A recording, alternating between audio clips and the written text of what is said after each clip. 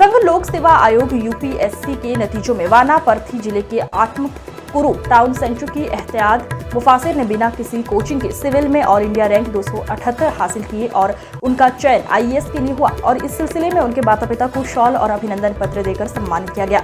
वानापर्थी जिले के Atmakur town centre के दिवंगत सेवानिवृत्त शिक्षक सैयद कासिम के बेटे सैयद इब्राहिम खलील की बेटी एहतिदा मुफासिर ने सिविल सेवा में 278वीं रैंक हासिल कर आईएएस के लिए चयनित हुई और तेलुगु राज्यों से एकमात्र मुस्लिम समुदाय से ताल्लुक रखती हैं। एक व्यक्ति बनने के लिए शुक्रवार को जब सैयद इब्राहिम खलील महबूबनगर टाउन सेंटर में रह रहे थे। शुक्रवार नाడు ఉమ్మడి మహబూబ్నగర్ జిల్లా వనపర్తి జిల్లా మరియు ఆత్మకూరు పట్టణానికి మున్సిపాలిటీ పట్టణానికి చెందిన పెద్దలు గౌరవనీయులు సయ్యద్ ఇబ్రాహిం గారి యొక్క కుమారి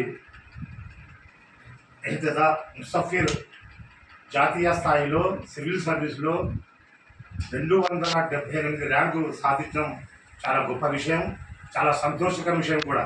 ఎందుకంటే ఈరోజు ఉమ్మడి మహబూబ్నగర్ జిల్లాలో విద్యకు ఎలాంటి కోద లేదని దానికి నిదర్శనంగా ఈరోజు కుమారి ఎహ్తిదా ముసఫిర్ గారు జాతీయ స్థాయిలో సివిల్ సర్వీస్లో 278 ర్యాంకులు సాధించడం మాకు సంతోషకర విషయం.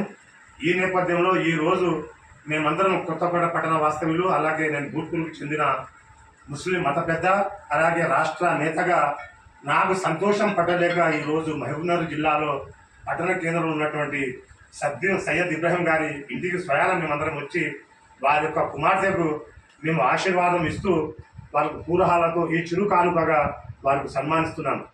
ఈ ఎహ్తిదా ముసఫిర్కు జిల్లా వ్యాప్తంగా కానీ రాష్ట్ర వ్యాప్తంగా కానీ అందరూ ఆదర్శంగా తీసుకొని ఈమె కష్టపడ్డ దానికి ఫలితంగా ఈరోజు సివిల్ సర్వీస్లో ఐఏఎస్ సాధించడం అంటే పెద్ద విషయం. అది దానికి ఉమ్మడి రాష్ట్రంలో కానీ అందరూ ఈమె గారికి ఆదర్శంగా తీసుకొని రాబోయే రోజుల్లో కూడా ఇలాంటి స్థాయి ర్యాంకులు సాధించాలని నేను అల్లాహతో ప్రార్థిస్తున్నాను, అలాగే దేవునితో కూడా కోరుతున్నాను. ఈమెకి అందరూ ఆదర్శం తీసుకోండి.